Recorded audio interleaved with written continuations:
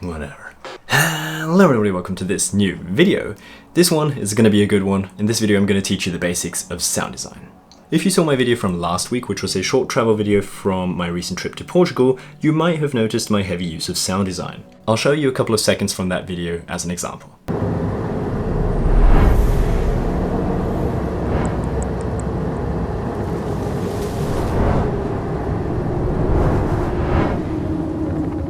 So as you can hear, there is quite a lot going on with the audio in this sequence. In this tutorial, I want to go into Premiere Pro and show you the timeline of that video and break it down for you to get a better understanding of the basics of sound design. Please note, however, I am not a sound guy. I just want to give the little knowledge I have in sound design on to you. Let's get started. So here's our timeline. This is the finished timeline with all the added sound effects, and as you can see, it's quite a few. So let's restart our sound designing process and delete all sound effects. When starting your sound design, you'll probably be slightly overwhelmed and not know where to start. At least that's how I usually feel. Therefore, to get an overview, I categorize my sound effects and work one after the other. So the first category I like to start with are the whooshes and swooshes. Please note the names I give my categories are not at all official and are completely made up. What this is, I think, is pretty self-explanatory. So the first part we want to add a sound effect to is this transition here. I think to enhance the wipe effect, a swoosh would fit pretty well. I downloaded this sometime in the past from somewhere, probably YouTube. Just search the internet for whoosh transition sound effect or something like that and you'll find something usable. Next, let's double click the audio file and check it out. I think the swoosh here will fit our first transition. Therefore, let's set the in and out point and pull this icon here into our timeline. Here we go, that's our swoosh sound. Thanks to the waveforms, you can easily see the sound as a visual element. So now we need to place the sound effect correctly to achieve the result we want. Basically, the loudest part of the audio, which is this here as the waveform shows, needs to be placed right under the transition or cut. But to get the best result, I usually listen to how it would sound a few frames earlier or later. This is what sound design mainly is, trying out different sounds and figuring out where and when it sounds best.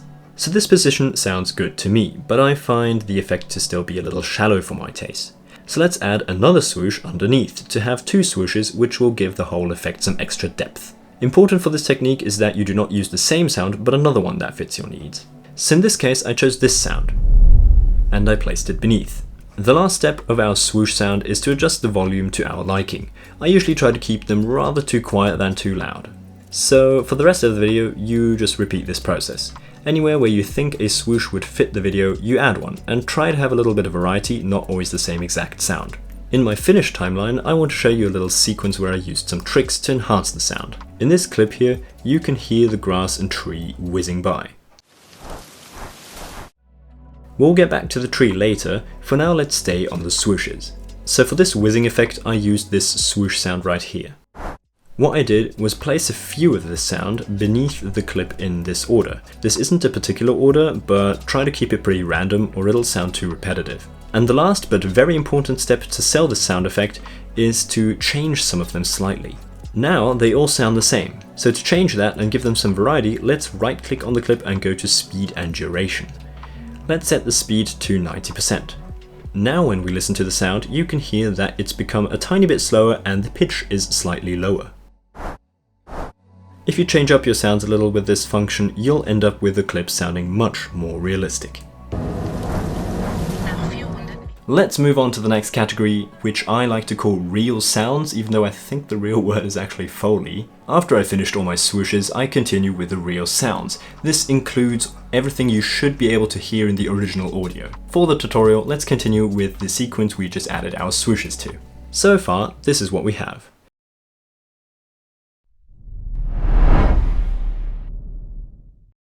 Now, what sounds would you normally hear when in this situation? I'd say the motor of the car. So let's add this sound here. There's not much you can do wrong here. The only thing you shouldn't forget is to fade in and out the clip to avoid abrupt starting and stopping, because that simply doesn't sound good. So if we take a look into my finished timeline again, here you can see the car sound fading in at the beginning of the video and then continuing throughout all the clips that show a car being driven. And that's it actually already. I didn't add anything else to this clip. The car sound was enough for my taste. For a better understanding, let's just quickly check out this little part here, where I added more than one sound effect. I'll play the clip and point out the added sounds.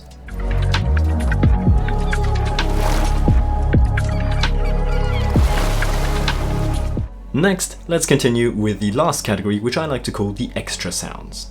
What I do here is add some sound effects which realistically do not exist, but they add some spice to the video. To show you an example, let's return to our first transition with the swooshes and the car sound. In the final clip, I added this sound of a motor right after the transition. In Premiere, this was nothing complicated, just add the audio with a fade in and out, and of course, don't forget to adjust the volume. With the music and all the sound effects, the clip now sounds like this.